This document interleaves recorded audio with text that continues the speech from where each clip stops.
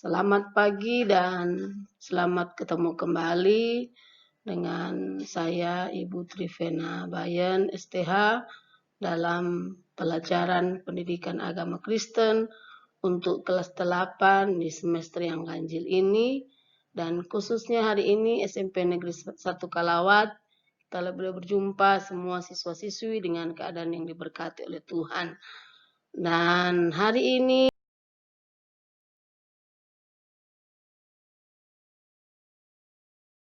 tentang satu pelajaran, yaitu hidup beriman di bab yang kedua di tahun ajaran yang baru tahun 2020 tahun 2021.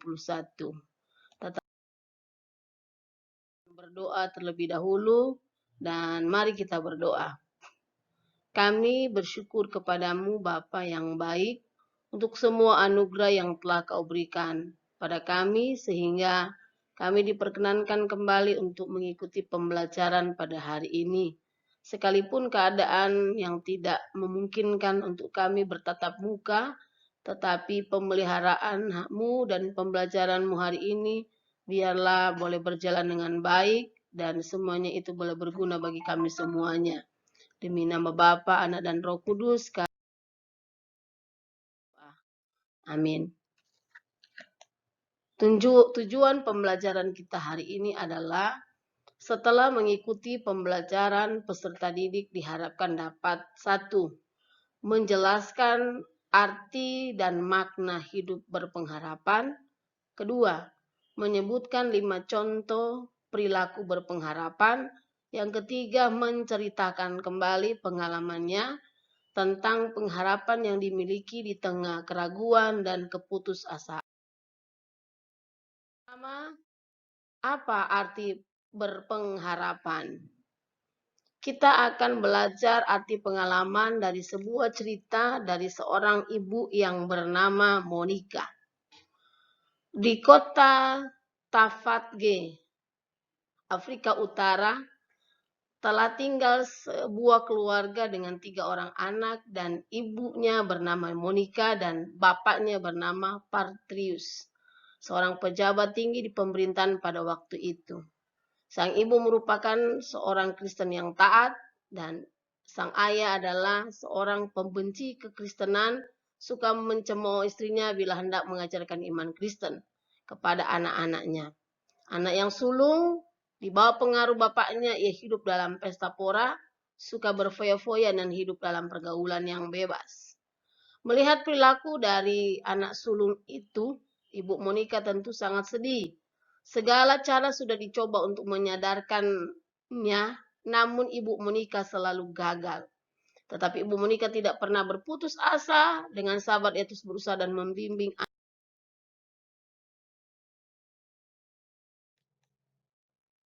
Ibu Monica tidak pernah berputus asa dan terus berdoa agar suami dan anak sulungnya itu berubah.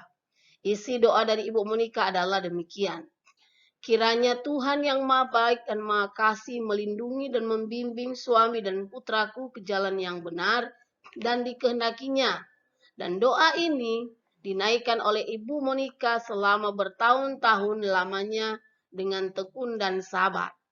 Suatu hari, Patrisius sakit keras. Tetapi sesaat sebelum ia meninggal dunia, ia bertobat dan meminta agar ia dibaptis. Sayangnya peristiwa tersebut tidak membuat anak sulungnya berubah. Ia tetap tinggal dalam dunia kelam, tidak mau bertobat dan terus menyakiti hati ibunya. Sehingga suatu saat sang anak sulung memutuskan untuk meninggalkan ibunya dan pergi ke Italia. Tentu hati Ibu Monica sangat hancur, apalagi anak sulung itu masih berumur 29 tahun. Anak sulung yang belum berubah tidak membuat Monica kehilangan pengharapan. Ia terus mendoakan anaknya. Saat itu pun tiba. Di Italia, tepatnya di kota Milan, sang anak bertemu dengan Uskup Ambrosius yang kemudian Tuhan. Sehingga akhirnya pada tanggal 24 April tahun 387, doa Ibu Monica yang ia naikkan selama hampir lebih dari 20 tahun itu terjawab.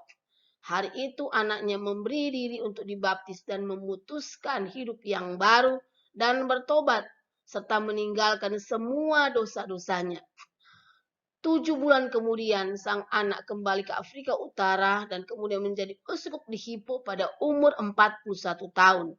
Sang anak tersebut bernama Agustinus yang kemudian dikenal sebagai Bapak Gereja yang sangat diteladani dan sangat dihormati. Dari cerita di atas kita dapat menyimpulkan bahwa pengharapan mampu mengubah hal yang sebelumnya mustahil menjadi kenyataan. Jadi, arti dari pengharapan adalah keyakinan bahwa pada saatnya hal-hal yang baik pasti atau lambat. Makna hidup berpengharapan.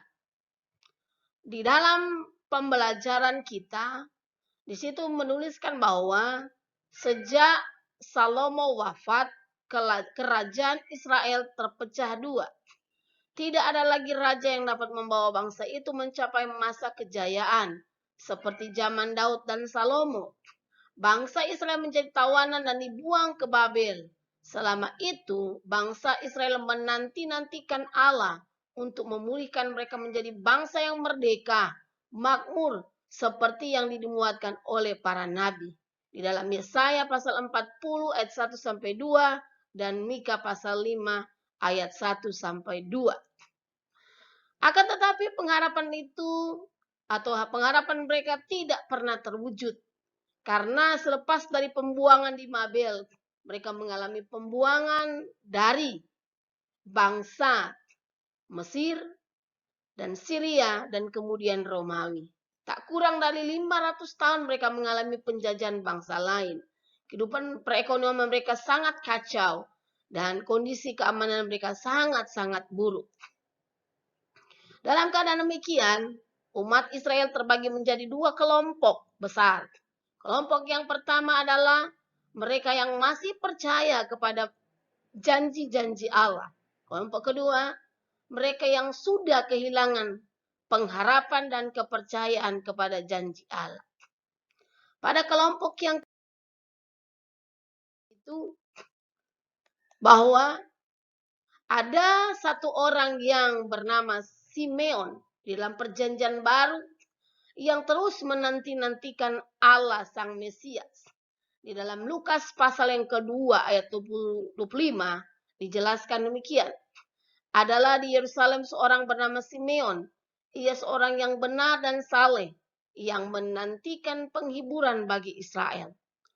Simeon dikenal sebagai orang yang setia beribadah kepada Tuhan, selalu berdoa, menyembah, serta terus melayani Allah di bait suci. Kepercayaannya kepada janji Allah terus dipegangnya, dipeliharanya sampai masa tua. Pengharapan Simeon tidak sia-sia. Suatu hari, Roh Kudus menggerakkan hatinya untuk datang ke bait suci. Di sana, dia bertemu dengan Maria dan Yusuf yang sedang membawa bayi Yesus untuk diserahkan kepada Allah.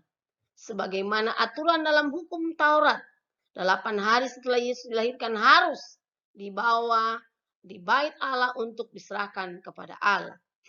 Begitu melihat bayi Yesus, Simeon segera menggendongnya sambil memuji Allah. Simeon berseru, "Sekarang Tuhan, biarlah hambamu ini pergi dalam damai, sesuai dengan janjimu.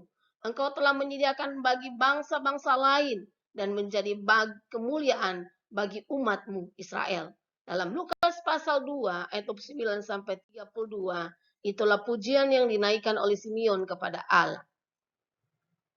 Apa pengertian, apa pentingnya kita memiliki pengharapan? Kisah Simeon dan kisah Ibu Monica, ibu dari Agustinus, adalah contoh bahwa betapa pentingnya pengharapan yang dipegang teguh itu tidak akan sia-sia.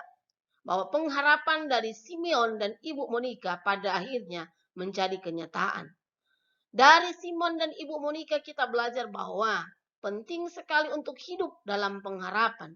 Tidak putus asa, tetap berpegang teguh kepada janji Allah. Dan pengharapan itu akan membuat kita mampu bertahan dalam situasi yang sangat sulit sekalipun. Pengharapan di dalam firman Tuhan mengumpamakannya seperti sebuah sau yang sangat kuat. Dan di dalam Ibrani pasal 6 ayat 19 berkata bahwa pengharapan itu adalah sau yang kuat dan aman bagi kita yang dilabuhkan sampai ke belakang tabir. Betapa pentingnya pengharapan itu bagi kita orang percaya. Dan jika kita memiliki pengharapan, sesulit apapun ini akan kita jalani dengan iman kita kepada Tuhan. Bila sekarang ini kita hidup di tengah-tengah dan sedang mengalami bermacam-macam masalah dan kesulitan, janganlah pernah berputus asa. Tetap berpegang pada pengharapan bahwa semua masalah dan kesulitan itu pada saatnya akan berlalu. Kehidupan yang baik di masa depan akan teralami. Hidup tanpa pengharapan sangatlah rapuh. Kita akan mudah putus asa dan meratapi diri. Akibatnya, kita tidak akan pernah dan mampu keluar dari kesulitan yang kita alami.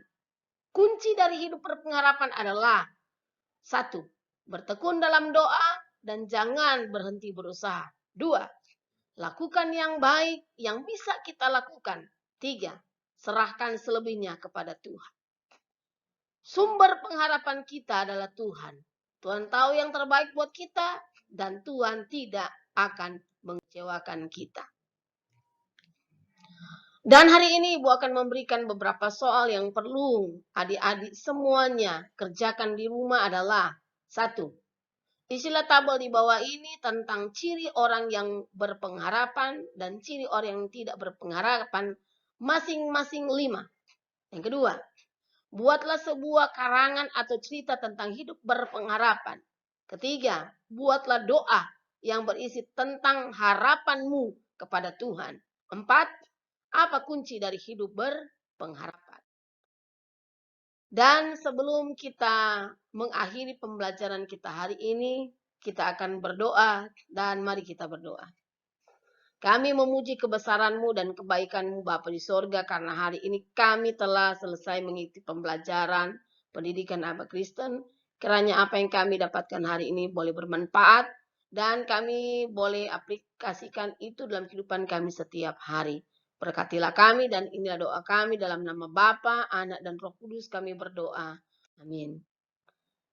Terakhir dari Ibu Guru adalah sebagai orang atau masyarakat yang baik, kita harus mengikuti anjuran pemerintah. Yang pertama adalah jangan lupa pakai masker, cuci tangan dengan menggunakan sabun di air yang mengalir atau pakai hand sanitizer.